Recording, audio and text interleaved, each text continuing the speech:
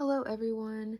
So today we are going to be identifying and incorporating some listening strategies for 3 children's books, all with different concepts. This first book is called Silly Sally by Audrey Wood.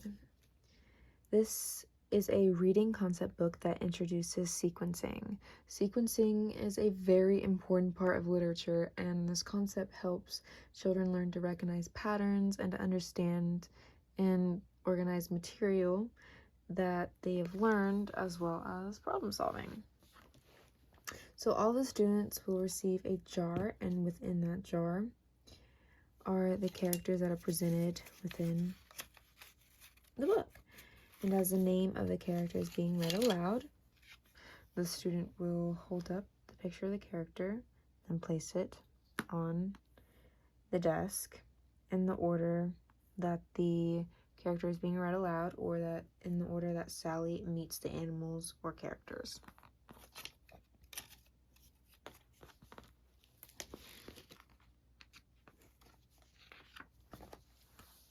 Silly Sally went to town, walking backwards, upside down.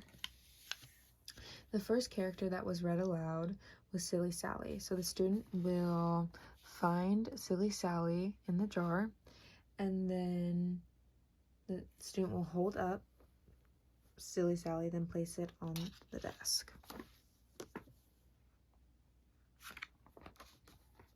On the way she met a pig, a silly pig. They danced a jig. The second character that was read aloud was the pig. The pig is also the first animal that Sally meets. So the student is going to find the pig within the jar, and they're going to hold up the pig. And then they are going to place it down on their desk. On the way she met a dog, a silly dog. They played leapfrog. So the third character that was read aloud was a dog, and the dog is the second character that, or the second animal that Sally has met. So the student is going to find the dog within the jar. They're going to hold up the dog, and then they're going to place it on the desk in the order that Sally meets the animals, or the order that the characters are read aloud. And the students will continue to do this for all of the characters or until the end of the story. I love this listening strategy as it requires the students to really just focus and predict what is going to happen next in the story. The next concept that we are going to be focusing on is a math concept that introduces subtraction.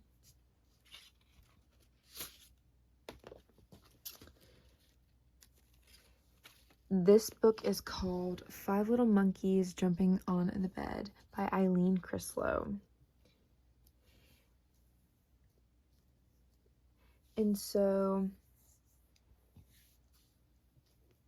the students are going to have a little cutout of a bed, and 5 little monkeys will be placed on the bed. And so when they hear the phrase, "one fell off and bumped his or her head," they are going to remove one of the monkeys from the bed. And they are going to keep with that until all of the 5 monkeys are no longer on the bed.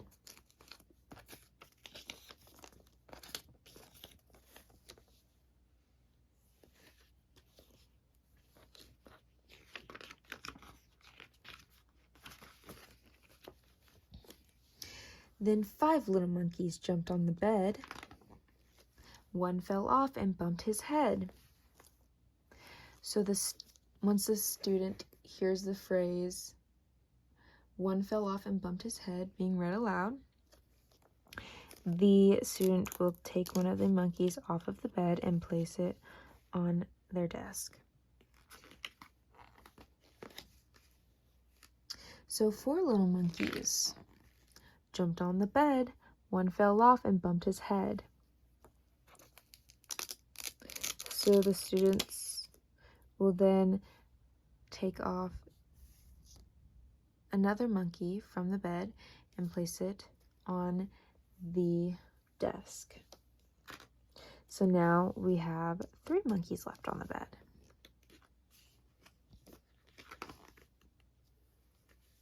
So 3 little monkeys jumped on the bed, 1 fell off and bumped her head. So another monkey fell off and bumped their head. So the student is going to remove one of the monkeys from the bed and place it on the desk. And so they are just going to keep that idea going until there are no more monkeys on the bed. And this is a great listening strategy to implement in the classroom, as it is a simple and easy introduction to math and subtraction, and kids will learn to associate numbers with items. So we did another math concept, and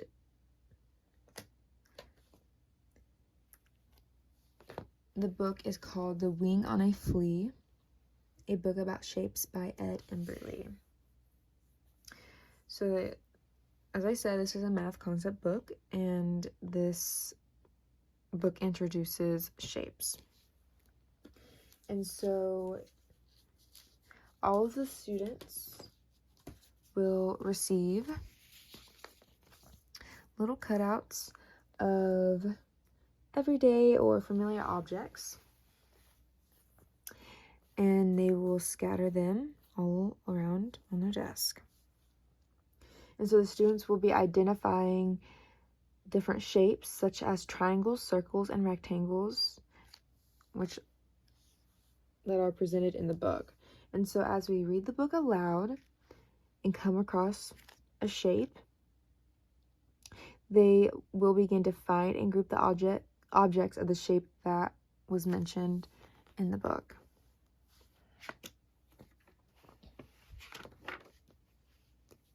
A triangle could be the wing on a flea or the beak on a bird, if you'll just look and see. The first shape that was read aloud was a triangle. So the students are going to look at the shapes that are scattered on their desk, and they are going to find the objects that are triangles and group them. So that will be a little pizza, a little cone, ice cream cone, and a little party hat. So the students will take all those objects that are triangles and group them together on their desk.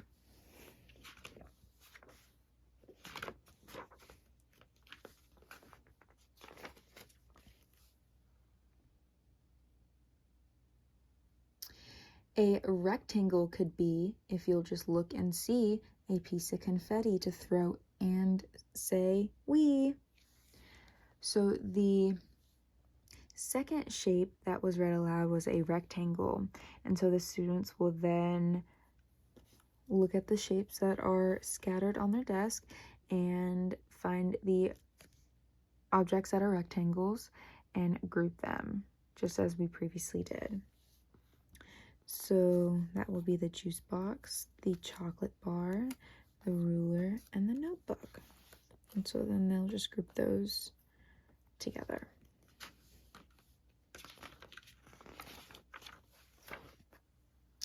A circle could be a little green pea or eyes in the dark, if you'll just look and see. The third shape that was read aloud was a circle. And so the students will then, if they had properly grouped the previous shapes, then all they should have left would be a group of objects that would be circles. And so I think this is a great book that introduces shapes, and this is also a great listening strategy to encourage students to expand beyond the traditional shape identity and explore the world around them. I hope you guys enjoyed the listening strategies that I have demonstrated for the 3 children's books, all with different concepts, such as 1 reading concept and 2 math concepts.